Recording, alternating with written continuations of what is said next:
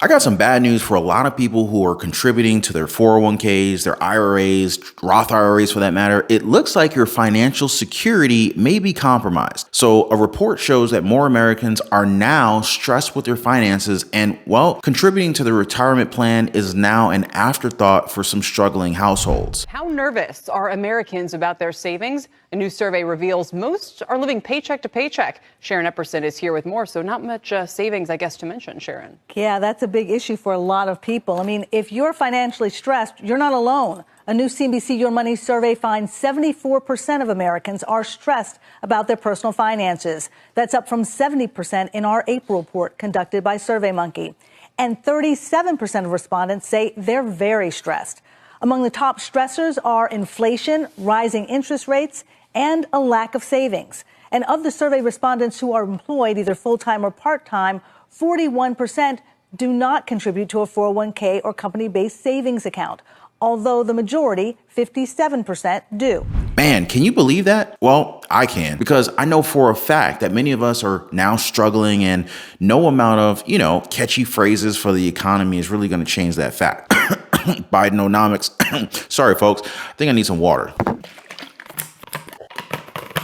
My bad. Now, when it comes to your 401k's, did any of you guys think within these past few years that 40% of workers wouldn't have enough to contribute into it? Because that's part of your future right there. But the desperation's at a point where hardship withdrawals from the retirement program has literally surged by 36% compared to the same quarter last year. They also said more employees are focused on short-term expenses over long-term savings. And honestly, that's what's happening, right? And it sucks, but think about it. How are you going to get to the future if you don't handle your problems right now? Now, of course, the repercussions will reflect in the future, but people are just doing their best to survive the now, the expenses that they have today, not tomorrow. And just to really drive the point home here, because y'all know me, I back up these videos with actual data. Bankruptcies in August rose by 18% year over year. How's that for data, huh? So get this, for August, 39,000, I repeat, 39,000 bankruptcy cases were filed. This is now the 13th month that we're seeing bankruptcy filings go up year over year. And this includes businesses too. And again, what's that problem? Rising interest rates and inflation. So yeah,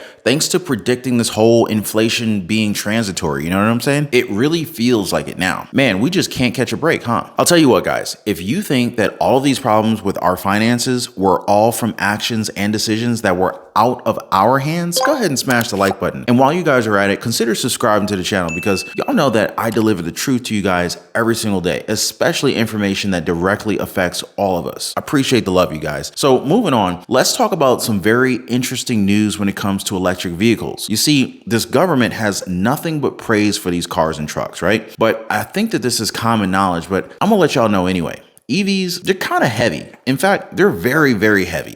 Compared to a normal car, EVs are like 30% to almost 50% heavier, a problem that is now being discussed by experts in the UK. So here's the thing, guys. Multi-story car parks. You can see where I'm going with this, right? But yeah, these car parks, these maybe parking decks, if you will, they were built with a specific load in mind, especially in terms of weight. Experts are now saying that the chance of a collapse isn't impossible since some structures haven't been maintained compared to others. So what are you guys' thoughts on that? And of course, there are ways to improve the parking for all cars, but that also means that the cost will, of course, be passed on to someone else, primarily consumers like me and you. Now, on that note, this is what baffles me with the EVs. Ford just came out and they said that they predicted a $3 billion loss for their electric vehicles this year. I mean, they expected losses, folks, but how crazy is that? Now, what's even more nuts is that the number went up. It went up by a ton, and they're now expecting a $4.5 billion loss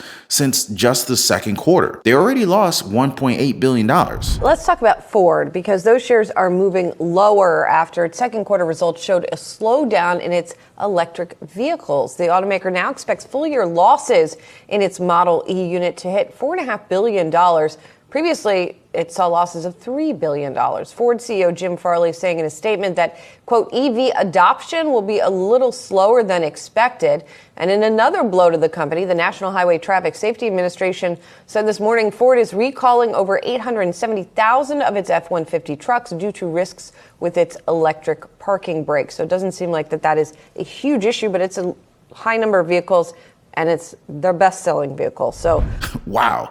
So for every EV that they've sold, they've lost around 32 grand. It also doesn't help that Tesla has been cutting their prices to try and get a little bit more buyers, but Ford, they're now back on the drawing board and they're now shifting to hybrids instead of just focusing on fully electric vehicles. Comment down below if you would buy a fully electric vehicle. Do you even trust those things? But here's my take on this, and y'all can dispute it if you want in the comments. We'll still be friends. It's all good. So cars and trucks, they have a very, very specific use. They should be able to take you from point A to point B. Very simple, right? Now with that, you should have a clear idea as to how far you can go, like whenever you gas up and for this matter, maybe charge up, okay? The anxiety and the negative stigma that EVs have in the market is that they're just not as reliable as gas or diesel powered cars, especially for long drives. And some of you guys might just think that I'm hating on EVs here, but I didn't tell Ford to lose all that money. I didn't contact Tesla for their cars to just stop in the middle of the road. These things just happened. And I think that these are instances that we all need to understand because they hyped up these vehicles for so long only to backtrack and show to everyone that they're not at a point where they're as reliable as the cars and trucks that we drive right now. But again, that's just my 2 cents on that one. And speaking of money, I had to really do a double take on this when I read this. But do you know how much tickets cost for the US Open? The nosebleed section of the US Open, let's face it, guys, they're not the best seats in the house. They're going for around $700 a seat and you can barely even see the game. Can you believe that? Now take a guess as to how much courtside seats are. $20,000. Now I would rather invest a chunk of that into precious metals or into the stock market or even starting my own business or something like that. But hey, if you enjoy the sport that much, maybe 20 grand is worth it, right? Off to the US Open we go. Are you guys fans? Would you spend 20 grand for one ticket? Now, how about a home? Numbers have come out within the troubled housing market and oh boy, are things going to get bad for sellers in San Francisco. RealestateAgents.com put the Bay Area at the top of their list for fastest dropping real estate values in the nation, with San Francisco, Oakland, Hayward snagging the top spot, and the San Jose, Sunnyvale, Santa Clara region coming in second. But that's a one-year snapshot from the start of 2022 to the start of 2023. For example, in Danville, the medium detached single-family home sold for a whopping $2.4 million last summer. By January of this year, the median price dropped to $1.6 million. Another twist, homeowners are tending to price their home just at or a little below market value. So here's a down low. Homeowners there are now likely to lose out on their sales.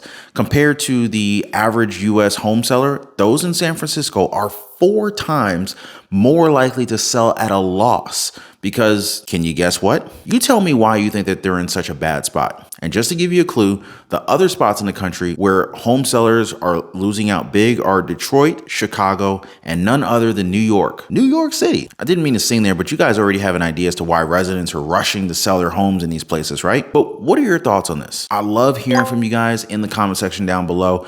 And as always, before I go, I just want to thank you guys so much for hanging out. Thanks for dropping a like for the video. Thank you for subscribing. And I'm gonna catch you guys on the next one.